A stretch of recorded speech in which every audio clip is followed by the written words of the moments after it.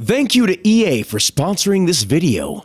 This game is horrible. I'm just kidding. I just figured most of you would expect me to say that. I want to start off by saying this is not the game I wanted. I wanted a super hardcore sim, and this is not it. But this game is tons of fun, and I can definitely recommend any rally fan pick it up for 3 reasons at least. 1, multiplayer. 2, time trials. 3, Kenya. Yes, it's that good. Now with the basics out of the way, let's go a bit deeper on my main points of discrepancy. We're gonna go back and forth between, pros and cons, cons and pros. Here we go. We're gonna mix it in a pot, a melting pot, if you will, of thoughts. Performance. Now, right now, this game is very much lacking. Tons of huge stutters and micro stutters littered throughout the stages. Low FPS with a 3090 and 5950X, 64 gigabytes of RAM is inexcusable. But am I confident that the game will be improved? Yes.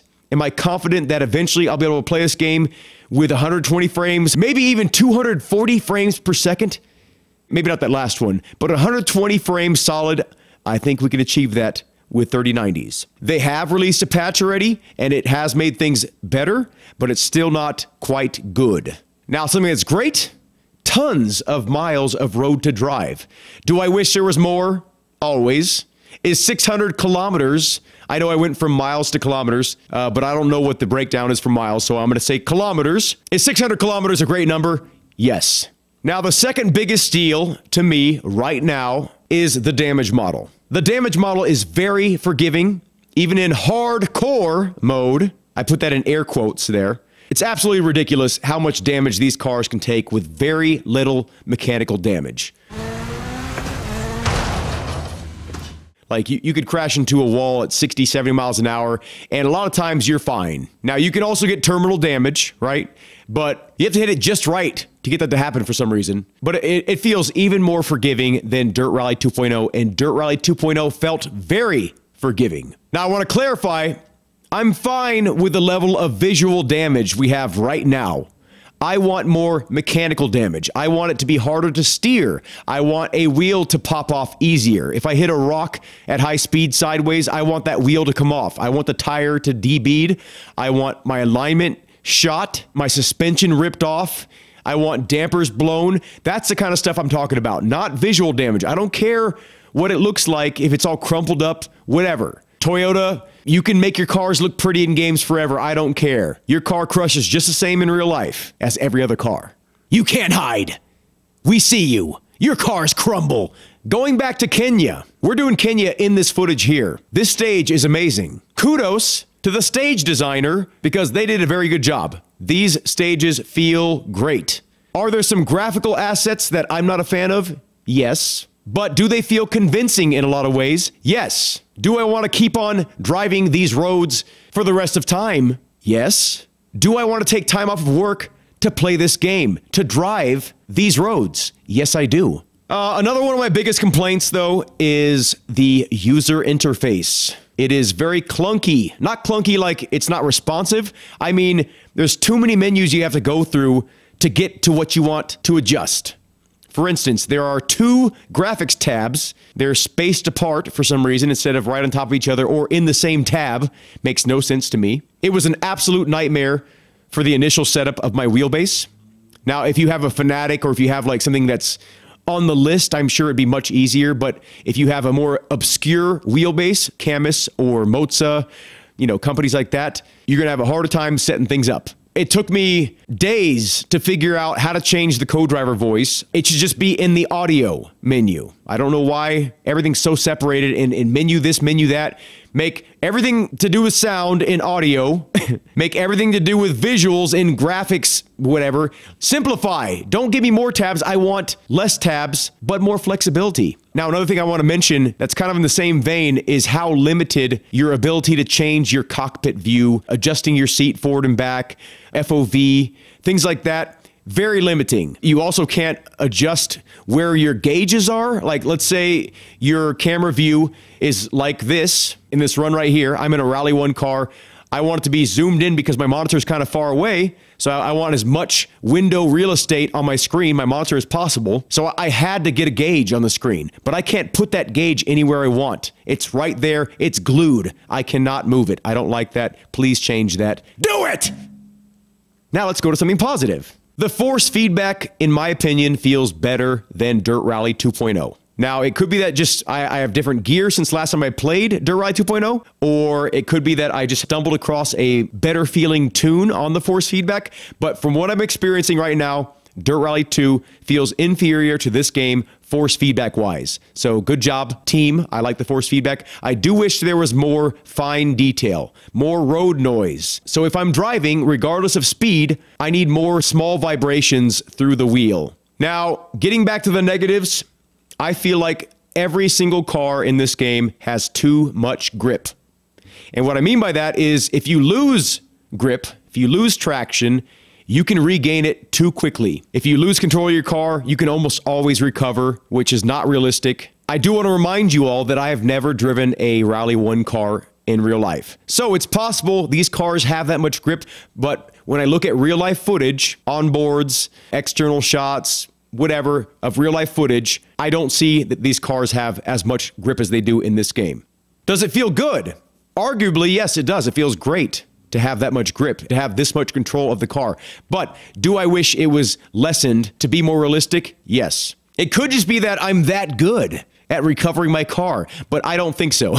I've spun out many times in real life to where I have no control of the car because I've lost all control. When you have that sensation in this game, you can almost always recover it, and I don't like that. Does it make the game more fun? Yes. Does it make it less realistic? Yes. I like how I'm answering a lot of my own questions. I'm presenting myself with a question, and then I'm saying yes or no to it. So I'm going to probably do that a little bit more in the video. I'm going to try to be aware of that now and stop doing that. Actually, I'm probably going to do it more. Here we go. An absolutely gigantic roster of cars. You will find something you like in this game. Whether you are an old school person, a new school person, a kind of old school person, a kind of new school person, you're going to find a car that you love to drive in this game. Rear-wheel drive, all-wheel drive, front-wheel drive, no-wheel drive, if you crash enough, which is really hard to do. I've only lost, I think, one tire since I've played this game. I don't think it's possible to lose all four wheels in this game. So, the only time you're going to have no-wheel drive is if you're in the air. Red Bull gives you wings. Please don't copyright this video like you did my last one, Red Bull. Thank you. Please do not. Don't. Now we're going to talk about something controversial. This is pretty much 100% to do with preference, right? I don't like either of the co-drivers. Now, would I like them in real life? Maybe, right? Would I go out to dinner with either one of them? Yes, I would. I'm back to answering my own questions. Are they probably both nice people? I think so. They look like wonderful people, but I don't like the woman's voice. I just don't. I'm sorry, ma'am, if you're watching this. Now, the guy, I don't think that he has enough emphasis on things he says to notify you of upcoming obstacles. He doesn't convey that something dangerous is coming up through his voice. You know, people have been describing him as a robot or an AI voice, and it feels like there's no real energy in the vocal performance, in my opinion. But there are also a lot of inconsistencies to the pace notes, a lot of missing details. If there's like rocks on the outside of a corner that you need to know about, a lot of times they're left out. And there's a lot of times that the pace notes are very late too. They are fixing those. A lot of the things I'm complaining about are actively being worked on, so please be mindful of that. Going back to the grip levels, I will say it is improved over Dirt Rally 2.0, both loose surface and paved surfaces. Mostly. I do still disagree with the paved surfaces being so grippy to where like you almost can't get the car to slide for any significant period of time unless you like really work the car. It's really hard to feel that transition from gripping to no gripping. It's almost like instant. It's very vague, but it is vastly improved over Dirt Rally 2.0. It feels less like the car is pivoting in the center. And I know a lot of people are going to give me poo-poo for saying that, but I still feel like there's something wrong with the way the cars rotate in this game. But it feels much better than Dirt Rally 2.0. So if you liked Dirt Rally 2.0, I think you'll like this even better. And if you didn't like Dirt Rally 2.0, I think you'll like this even better. Now, graphics. This is another big point here. And a lot of people disagree with each other on this, but I don't think this looks like a next generation game. I run my game on Ultra, and it looks like a last generation game. The dust particles specifically, though, look second best only to Assetto Corsa modded. The particle effects in Assetto Corsa through Content Manager is amazing. But yeah, snow doesn't even touch your windshield. The water effect on the lens, like when it's actually like looking through a camera, looks absolutely horrible. If you look at the clouds, someone in a live stream pointed out the clouds to me, and they were right. A static image, it looks like, and they've put a sort of a rolling wave effect over the clouds to make it look like the clouds are moving, and it looks absolutely horrible. I wish they would not have done that. Please just make it a static image.